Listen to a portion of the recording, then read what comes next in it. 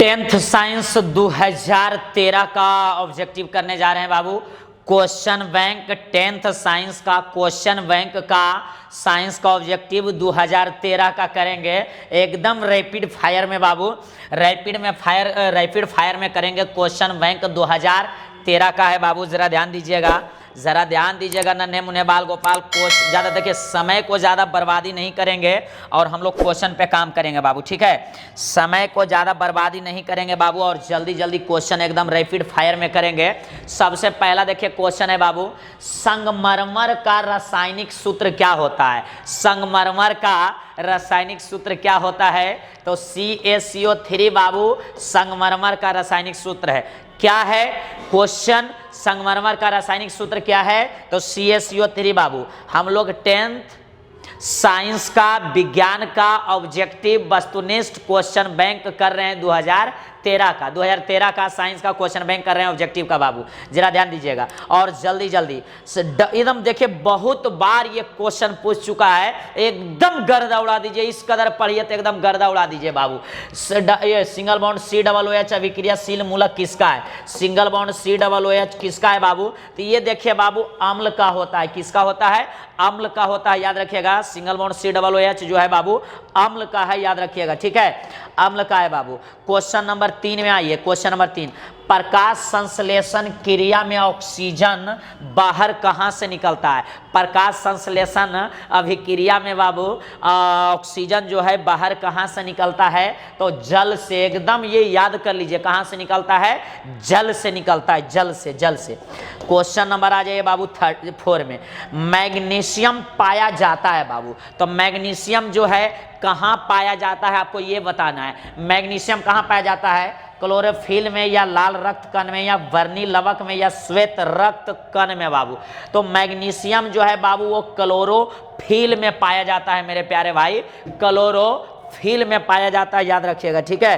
Chlorophyll में बाबू।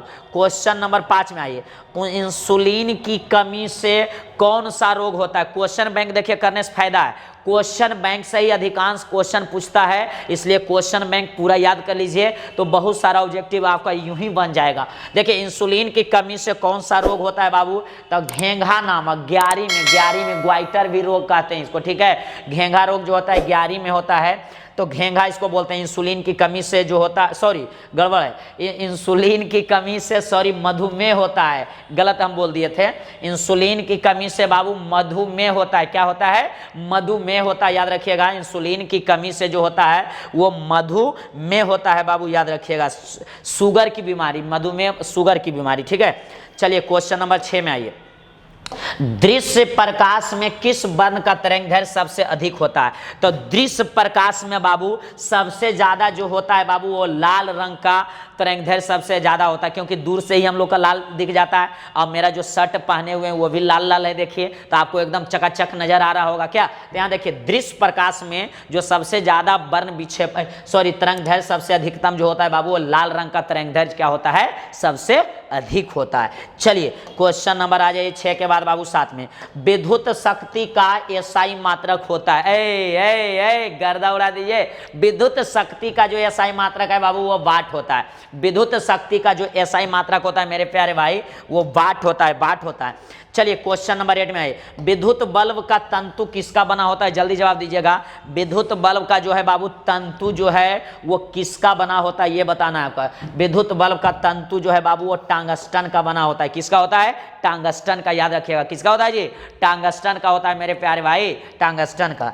चलिए question number आ जाइए 9 में बाबू, नाभिकीय ऊर्जा प्राप्त करने हेतु आवश्यक है। नाभिकीय ऊर्जा प्राप्त करने हेतु आवश्यक क्या चीज है? हीलियम या क्रोमियम, यूरेनियम या एल्युमिनियम? जल्दी बताइएगा। तो यूरेनियम बाबू, ठीक है। नाभिकीय ऊर्जा प्राप्त करने के लिए यूरेनियम सबसे ज्यादा महत्वपूर्ण है, क्योंकि यूरेनियम का ही विखंडन होता है बाबू। नाभिकीय ऊर्जा प्राप्त करने के लिए यूरेनियम का जरूरत पड़ता है। एकदम चीज तगड़ा रखिए, एकदम गर्दा उड़ा दीजिए। ग्लोबल वार्मिंग के लिए उत्तरदायी है, तो सबसे ज्यादा उत्तरदायी बाबू CO2 है, ठीक है। ग्लोबल वार्मिंग के लिए सबसे ज्यादा जो उत्तरदायी है मेरे प्यारे स्टूडेंट विद्यार्थी जी वो है आपका CO2। क्या है मेरे प्यारे भाई?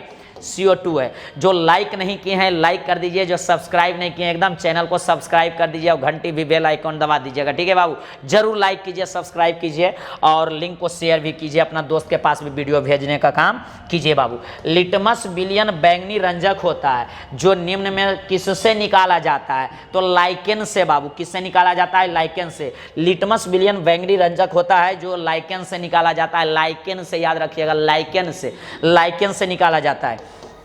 क्वेश्चन नंबर 12 बाबू, जब सोडियम हाइड्रोक्साइड जिंक से अभिक्रिया करता है तो कौन सा उत्पाद बनता है बाबू? कौन सा उत्पाद बनता है? तो Na2ZNO2 और H2 बनता है। डी नंबर इसका है जो बिल्कुल करेक्ट आंसर है बाबू। जब सोडियम हाइड्रोक्साइड जिंक से अभिक्रिया करता है ना बाबू तो Na2ZNO2 और प्लस H2 बनता है। चलिए, क्वेश्चन बैंक 2012 चल रहा है। क्वेश्चन बैंक प्रीवियस ईयर बाबू, क्वेश्चन बैंक 2013 साइंस का चल रहा है। साइंस का 2013।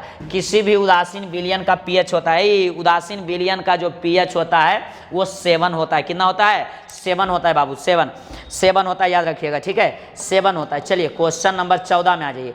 बेकिंग सोडा का रासायनिक सूत्र क्या है?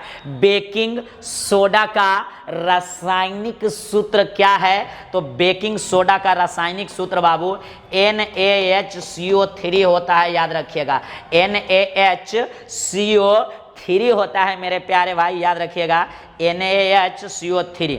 एक्वारेजिया में मिश्रण में HCl और HNO3 का अनुपात क्या होता है? तो 3:1 होता है बाबू, ठीक है। HCl 3 भाग लेते हैं और HNO3 1 भाग, तो 3:1 जो है इसका राइट करेक्ट सही जवाब है। चलिए क्वेश्चन नंबर 15 के बाद 16 में, द्विखंडन किस में होता है? देखिए बाबू, द्विखंडन जो है ना मेरे प्यारे भाई, द्विखंडन, तो द्विखंडन जो है अमीबा में भी, पैरामीशियम भी, लिस्मैनिया में भी, इनमें से सभी इसका राइट आंसर होगा। इनमें से सभी इसका राइट आंसर होगा। चलिए 16 के बाद 17 बाबू, फूल में नर प्रजनन अंग होता है। फूल में नर प्रजनन अंग जो होता है वो क्या होता है मेरे प्यारे भाई? जरा ध्यान दीजिएगा, पुंकेसर। फूल में जो नर प्रजनन अंग है वो पुंकेसर है, पुंकेसर, याद रखिएगा, पुंकेसर। चलिए बाबू 18 में, अंडाणु निषेचित होता है। तो अंडाणु बाबू निषेचित कहाँ होता है? अंडाणु निषेचित होता है, जो सब्सक्राइब नहीं किए सब्सक्राइब भी कर दीजिएगा, चैनल को धकाधक एकदम लाइक भी कर दीजिएगा। अंडाणु निषेचित होता है बाबू, तो अंडाणु जो है फेलोपियन नलिका से निषेचित होता है। अंडाणु जो है बाबू निषेचित होता है फेलोपियन नलिका से, फेलोपियन नलिका से, याद रखिएगा, ठीक है, याद रखिएगा। 19 नंबर, अवतल लेंस का आवर्धन बराबर होता है। तो आवर्धन का फॉर्मूला होता है बाबू V/U। क्या होता है? V/U बाबू, V/U इसका राइट आंसर है, करेक्ट जवाब है। एकदम गर्दा उड़ा दीजिए, कोई कमी मत कीजिएगा। 19 का आंसर हो गया 20। और यही लास्ट क्वेश्चन है बाबू, यही क्या है? लास्ट क्वेश्चन है, क्योंकि 2014 में मात्र 20 गो ऑब्जेक्टिव पूछा गया था साइंस में। अब तो भाई माहौल एकदम बना हुआ है, अब तो इधर पूछता है एकदम 80 क्वेश्चन एकदम पूछ देता है, गर्दा उड़ेले रहते हैं आप लोग। देखिए गोलीय दर्पण में फोकसांतर एवं वक्रता त्रिज्या के बीच के संबंध है। तो देखिए बाबू, होता है संबंध, आप भी जानते हैं, F बराबर R/2 और नहीं तो R बराबर बाबू 2F होता है। F बराबर R/2 और R बराबर 2F, R बराबर 2F और F बराबर R/2। तो A और C देखिए दोनों सही होगा, A और C जो है दोनों सही है बाबू, A और C। इस तरह से 2014 का 2014 की 13 था राहुली, 2013 का क्वेश्चन बैंक का क्या हो गया? ऑब्जेक्टिव का, साइंस का समापन हो गया बाबू, ठीक है। तो आपसे हम लेते हैं विदा। जय हिंद, जय भारत, वंदे मातरम।